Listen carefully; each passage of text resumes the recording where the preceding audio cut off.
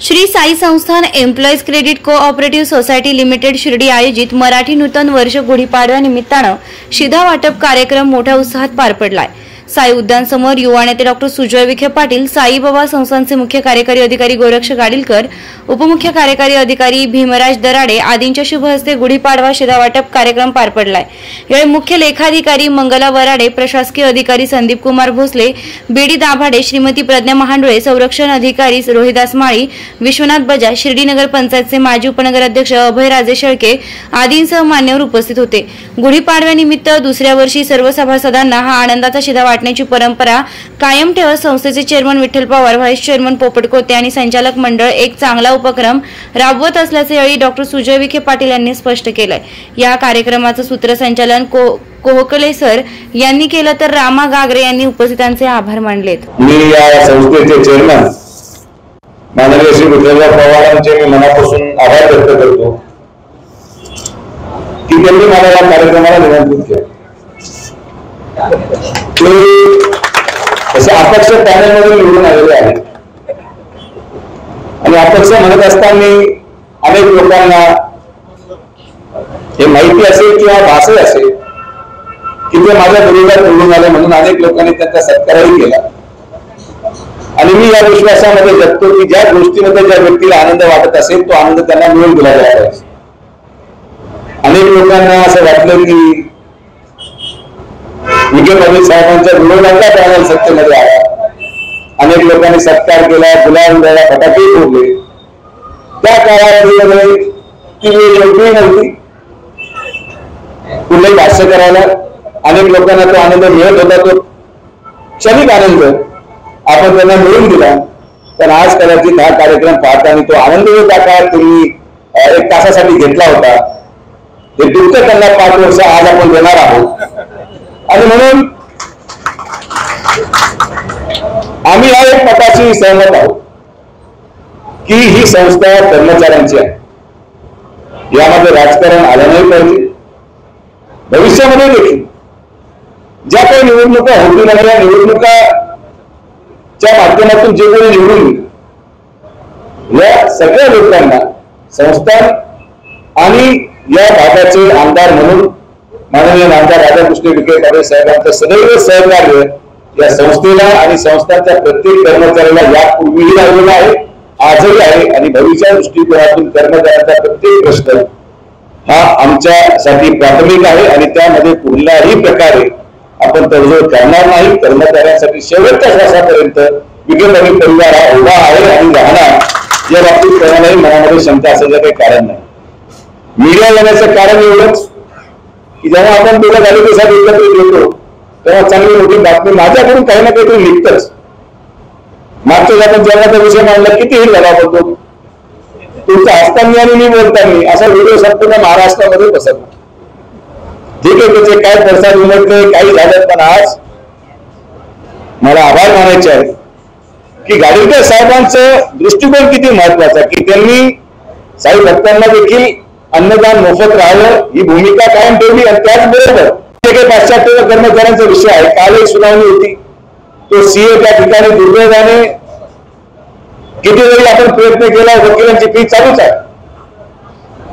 3 कर्मचाऱ्यांच्या माध्यमातून वकिलांची फी या सगळ्या प्रक्रिया चालूच आहेत, पण पुढच्या 1 ते 2 महिन्यांमध्ये आम्ही असं एक प्रयोजन आणत आहोत जेणे की हा प्रश्न वेगळ्या पद्धतीने सुटेल। ते काही अधिकृतपणे सांगणं योग्य नाही, जेव्हा ती गोष्ट घडेल तेव्हा मतदारसंघाचे आमदार आणि जिल्ह्याचे पालकमंत्री माननीय नामदार राधाकृष्ण विखे पाटील साहेबांच्या माध्यमातून माननीय मुख्यमंत्री देवेंद्र फडणवीस साहेबांच्या समक्ष या गोष्टी आम्ही मांडलेल्या आहेत। संस्थांच्या विकासामध्ये ज्या काही अडचणी येत आहेत या संदर्भात सविस्तर जे काही प्रक्रिया होणार आहे ती प्रक्रिया झाल्यानंतर आपोआप लोकांना कळेल। पण मला असं वाटतं की हा विषय 2 महिन्यापेक्षा जास्त लागणार नाही आणि 2 महिन्यात हा सगळा प्रश्न मागे लागलाच आहे। शेवटी जे आपण दिलाय, ऑर्डर आपण दिलाय, तर त्या ऑर्डर अंमलात आणण्याची जबाबदारी देखील आपलीच आहे। असा एकही शब्द नाही जो आपण पूर्ण केलेला नाही। साईबाबांच्या 3 तारखेची कामाची सुरुवात आपण झालेली पाहिली। सोमवारी माननीय नामदार साहेबांच्या हस्तेच MIDC मध्ये डिफेन्स क्लस्टरचं ज्या ठिकाणी आपण शब्द दिला होता की या देशातला सगळ्यात मोठा डिफेन्सचा कारखाना आपण CDMIDC मध्ये सुरू करू, त्याचं भूमिपूजन देखील सोमवारी आपण करणार आहोत. तर असं एकही गोष्ट नाही. जनावरांचं मेडिकल कॉलेज आज रिअप्रोप्रिएशन मध्ये झाली, तसं आपण 80 कोटी रुपये मिळवून दिले. आता त्या कॉलेज पूर्ण गतीने काम सुरू आहे आणि पूर्ण होणार. ऍडिशनल कलेक्टर ऑफिसचं काम चालू आहे, थीम पार्कचं काम. आणि मी आभार मानेल संस्थांचे की गाडीकर साहेबांनी स्वतः पुढाकार घेतला की यार साहेबांनी एक काम हाती घेतलं साहेबांसाठी थीम पार्कला 40 कोटी रुपये शासन देते, पण संस्थांचं याच्यामध्ये योगदान नाही हे माझ्या मनाला पडत नाही. तुम्ही ताबडतोब प्रस्ताव द्या. आपण सिटी नगर पंचायतीच्या वतीने 30 कोटी रुपयाचं इंडोर थीम पार्क त्या जमिनीवर संस्थांना आम्ही प्रस्ताव दिलेला आहे. मला विश्वास आहे की संस्थांनी ते 30 कोटी रुपये मंजूर केल्यानंतर 100 कोटी रुपयाचं थीम पार्क उभारल्यावर आपोआपच साई भक्त या ठिकाणी राहायला सुरू करतील असं माझं व्यक्तिगत आहे. आता आपण आलोच आहे तर झाली कसं तुम्ही आता एखादी कॉन्ट्रोवर्सी स्टेटमेंट झाली पाहिजे. त्याशिवाय काय आमचे पत्रकार मित्र देखील त्या ठिकाणी माझ्या असतात की काहीतरी तुम्ही बोला नाही तर बातमी कशी होत. माझी आपल्याला विनंती आहे, पहा तुम्ही त्याच्या वाहनाला आणू शकता की नाही. आपण जेव्हा संस्थान चालवतो साई भक्तांची जबाबदारी संस्थांची आहे, पण त्याचबरोबर इथं असलेल्या सगळ्या ग्रामस्थांची हॉटेल व्यावसायिकांची जबाबदारी आपली आहे. पहिलं तिरुपती आहे, दुसरं साईबाबांचं हे देवस्थान आहे.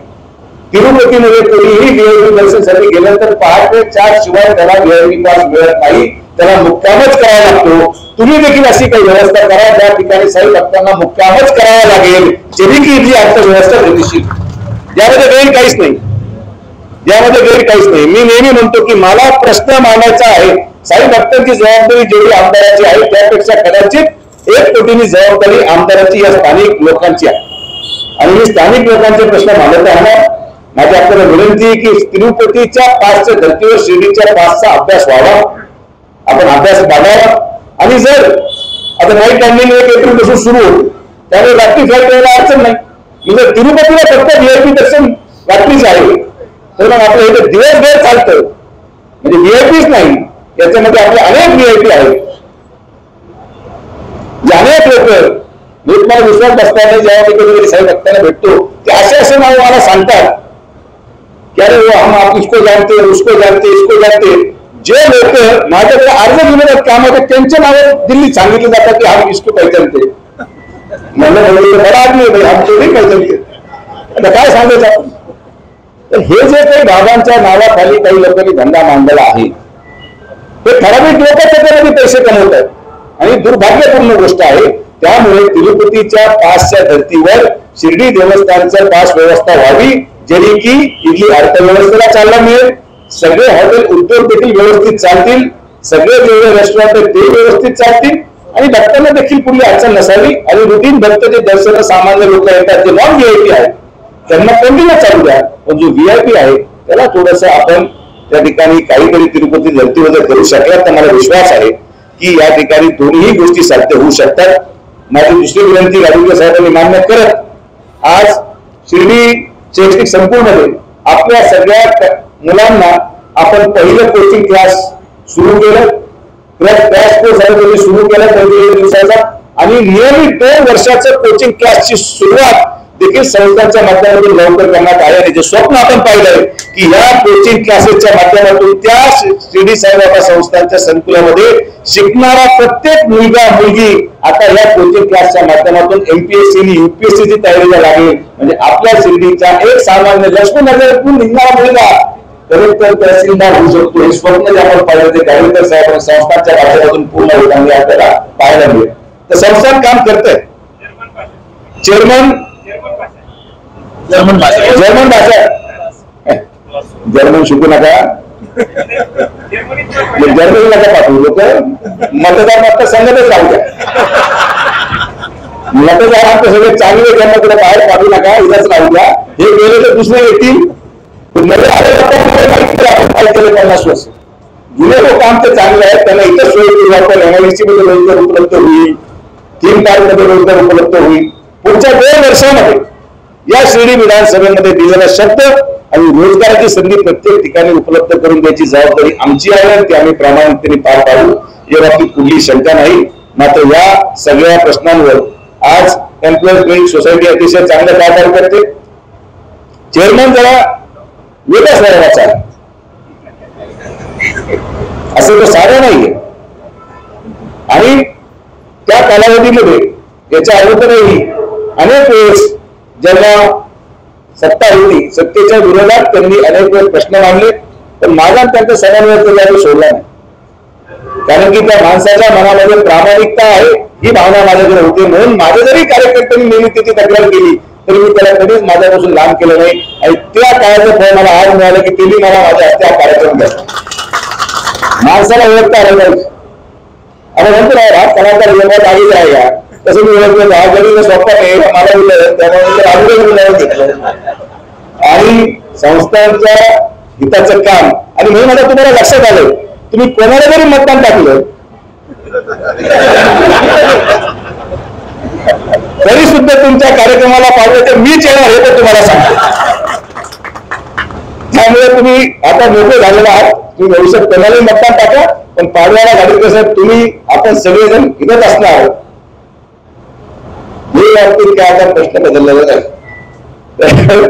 मी अनेकांना म्हणतो 30 वर्ष आपल्या आशीर्वादाने आम्हाला संधी मिळत गेली, साहेबांना संधी मिळाली, मंत्रिपदाला संधी मिळाली. दर 5 वर्षी नवा माणूस येतो, आपण तो निघून जातो, मला परवा विरोधच भेटला सारखं म्हणलं आता थांबून गेला काय 30 वर्ष झाले तू डोकं लावून आता किती वर्ष लावणार. गावाच्या विकासासाठी आता त्रास द्यायचा बंद करा, विकास झाला पाहिजे, सकारात्मकता दिसली पाहिजे, विरोध झाला तत्वोक्त विरोध पाहिजे. फक्त एखादा प्रकल्प आणला काहीतरी विरोध करायचा याला काय अर्थ नाही. आजही आपण गुन्हेगारी नियंत्रणात आणण्यासाठी अनेक अतिक्रमणे निघाले. वर्षानुवर्ष अनेक अतिक्रमण नुसते काढले नाही, तर आज त्यांना चांगले घर देण्याची सुद्धा मुभा माननीय तत्कालीन महसूल मंत्री आणि आजच्या पालकमंत्र्यांच्या माध्यमातून आपण दूर आहे. अनेक मीडिया बांधवांनी अतिक्रमण धारकांचे इंटरव्ह्यू घेतले, अनेक व्यथा आपण त्यांच्या मांडल्या. माझी आपल्याला विनंती आहे की अतिक्रमण धारकाची व्यथा घेताना त्या व्यथेवर नेत्याचं उत्तर सुद्धा घेतलं गेलं पाहिजे. मी तुम्हाला शब्द देतो की या मतदारसंघामध्ये जेवढे अतिक्रमण धारक आज बेघर झालेले आहेत पुढच्या 2 महिन्यामध्ये प्रत्येकाला घर देण्याची जबाबदारी डॉक्टर सुजय विखे पाटलाची आहे आणि मी ते पूर्ण करणार. या बाबतीत कुठली शंका नाही.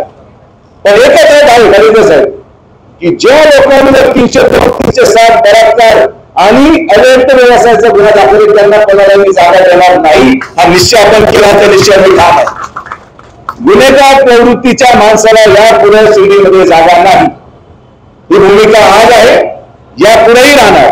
माणसाची ओळख जाती धर्मावर नाही, पण जो तो गुन्हेगार असेल मग तो कुठल्याही समाजाचा असो कुठल्याही धर्माचा असो त्याला कुणीही जागा देता कामा नये हा या ठिकाणी जाहीर आदेश मी आपल्या कार्यकर्त्यांना दिला, नगरपालिका प्रशासनाला दिला. कारण की यापुढे गुन्हेगारीला माफी नाही. आणि शिर्डी साफ करायचा जो पिढा आपण उचलला त्याची सुरुवात आपण केली. त्याचा दुर्दैवाने आपल्या आज तुम्ही चेकमुळे काही पुनर्वसनाचा प्रयत्न होईल, पण आज त्या कुटुंबावरती बितली ते आपल्या संयमाचं दुर्दैवाने लोकांनी फायदा घेतला. आपण संयमी धोरण केलं. 12 पण पूर्ण बाहेर मोकळी केली. मी म्हणजे अतिक्रमण तोडतोय तर पत्रकारांना माझी विनंती की तुम्ही हे नका टाकू. जर आम्ही तोडतोय तर तिथं 302 वाले किती कागद माझ्याकडून घेऊन जा. तिला आज 3 टपरे उभे आहेत. परवा 6 वाजता पोलीस स्टेशनला पोलीस पाठवली. आता ते दारू विक्री चालू होती. उद्या त्या सगळ्या टपऱ्या उघडून ठेवणार. ही कारवाई थांबणार नाही. जोपर्यंत माझी या मतदारसंघातली बहीण सुरक्षितपणे 12 वाजेपर्यंत मोकळं फिरू शकत तोपर्यंत सुरक्षित थांबणार नाही. हा संकल्प मी घेतला या शेवटपर्यंत पूर्ण करणार. मला काय फरक पडत नाही कोण माझ्याबद्दल काय लिहित आहे. माझ्या लोक आहेत मला माहिती आणि मी माझ्या बहिणीसाठी करतो, दुसऱ्या कोणासाठीच नाही. गावामध्ये 340 नंबर आहे अमरधामच्या शेजारी अतिक्रमण आहे. महाराष्ट्र शासनाचा उतारा होता, त्यांना कधीच नोटीस नाही मिळाली. परवा धनकर वस्तीवर जाणाऱ्या एका आमच्या बहिणीचा हात कोणीतरी पकडला, लगेच नोटीस काढले. या गोष्टीला माफी नाही. आणि तुम्हाला आजही सांगतो की काहीही झालं तरी सुद्धा शिर्डी सुरक्षित राहणार. गुंडागर्दी बंद, अवैध धंदे बंद. अगोदर आम्ही भाषण केले पण दुर्दैवाने अंमलात आणण्यासाठी आम्हाला वेळ लागता. आता मला वेळ आहे. आता एक बरोबर बंदोबस्त करत चाललो. आणि स्वच्छ आणि सुंदर शिर्डी साईबाबा संस्थान विश्वस्त व्यवस्थेच्या माध्यमातून एम्प्लॉईज विलेज सोसायटीच्या माध्यमातून प्रत्येकाने आपलं योगदान या शिर्डीला विकसित करण्यासाठी द्यावं. आपल्या सगळ्यांना परत एकदा या कार्यक्रमाच्या निमित्ताने माननीय आमदार राधाकृष्ण विखे पाटील साहेबांच्या वतीने कार्यक्रमाच्या शुभेच्छा देतो. येणार आहे नवं वर्ष आपल्या मुलांच्या उज्ज्वल भविष्यासाठी. आपलं आयुष्य झालं आता. तुम्ही काय 50 काढले चेअरमन किती झाले तुम्ही? 50च्या पुढे मी 43 झालं. माझा मन काय झालं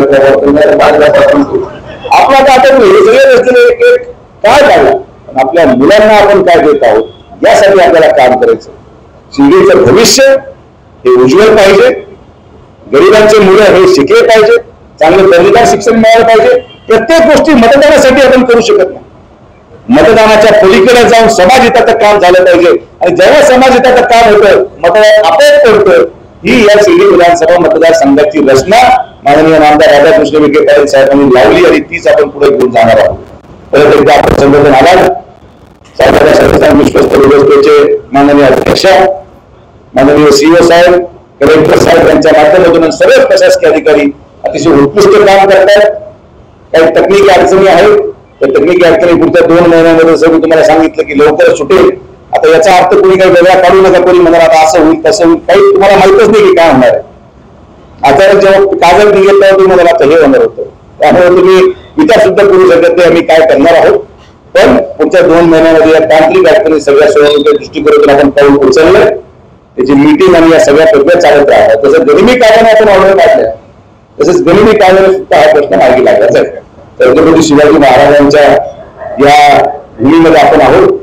तर मी निश्चित सांगेल गनिमी कायद्यामुळे मला ही लावणीमध्ये झालेली घटना त्याचा आपल्या सगळ्यांच्या वतीने मी निषेध करतो. आणि जरी कोणी छत्रपती शिवाजी महाराजांच्या त्या पुतळ्याची विटंबना केली असेल त्याला कठोर कारवाई झाली पाहिजे. शिक्षा झाली पाहिजे अशी मागणी मी एम्प्लॉईज क्रेडिट सोसायटीच्या वतीने प्रशासनाला करतो. मला विश्वास आहे की लवकरात लवकर ते आरोपी पकडले जातील. पण अशा घटनेचा निषेध करत परत एकदा आपल्या सगळ्यांना येणारं वर्ष अतिशय आरोग्यदायी आणि समृद्धीदायी जावं एवढी मी सर्वांना करण्याचा प्रयत्न करतो. कामगारांनी घाबरू नये. मी दिलेला शब्द मला आठवतो. तुम्ही काळजी करू नका. विश्वास ठेवून पुढे चला. विश्वास ठेवल्याशिवाय काहीच होणार नाही. माझ्याकडे पहा मी इथंच आहे. मी पुढे कळूनही गेलो नाही. मी तुमचं काम करणार 2 महिन्यात करणार हा शब्द आहे. विसरू नका. 100% होणार. शब्दात समजून घ्या. सभासद संख्या वाढेल तर पुढची निवडणूक होईल. चेअरमनचा खर्च वाढणार. तर परत एकदा सगळ्या संचालक मंडळाचे देखील मनापासून आभार की आपण मला निमंत्रित केलं आणि आपल्या माध्यमातून एक लोकप्रतिनिधी या नात्याने आणि संस्थांच्या नात्याने आमचं सहकार्य सगळे आपल्या राहील. या बाबतीत कुठली शंका असं सगळे कारण नाही. तर आपण सगळेजण आला.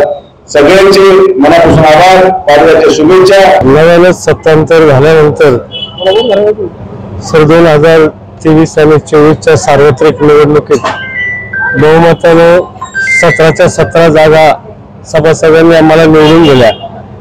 आणि त्यानंतर येणारा गुढीपाडव्याचा सण होता की मराठी नवीन वर्ष ते आम्ही साजरं करण्याचं आमच्या संचालक मंडळाने ठरवलं.